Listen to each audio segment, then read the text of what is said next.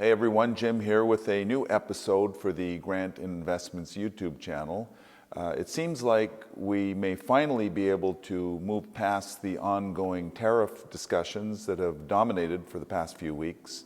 And while there are still concerns, especially pertaining to Canada, there is a growing sense of clarity about the direction that we seem to be headed. Don't get me wrong, there's still plenty that could be discussed. But for me, in terms of what's important for me to do my job, the level of uncertainty going forward, I think, has gotten to a point that is more or less typical of what markets are always like. What stands out to me after weeks of things unfolding is how evident it has become that when the markets, whether the bond or the stock market, speak, the administration listens and adjusts. It's clear now that they do care about the market reactions. We should all recognize that by this point.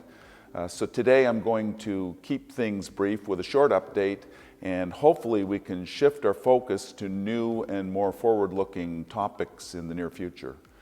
Since my last video, the most significant development has been around what I saw as the single most important unresolved issue related to tariffs, China. And since then there has been what can best be described as a truce between the two nations, as both sides have recognized that the situation was unsustainable, and so tariffs, for now at least, have been scaled back to a level that allows international trade to function more normally. That said, I don't believe these trade tensions are behind us. They may never be.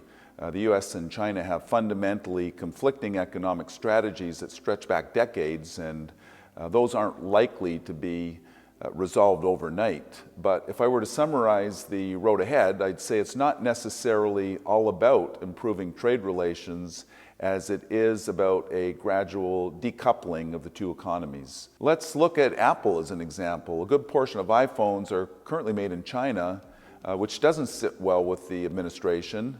But if you look at their strategy, I think they see the writing on the wall. So what they're doing, they're not waiting and hoping that the U.S. and China can work things out. Instead, they're shifting iPhone production to India, which doesn't sound like it's sitting well with the president either, who has voiced a desire for iPhones to be made in the U.S., not India.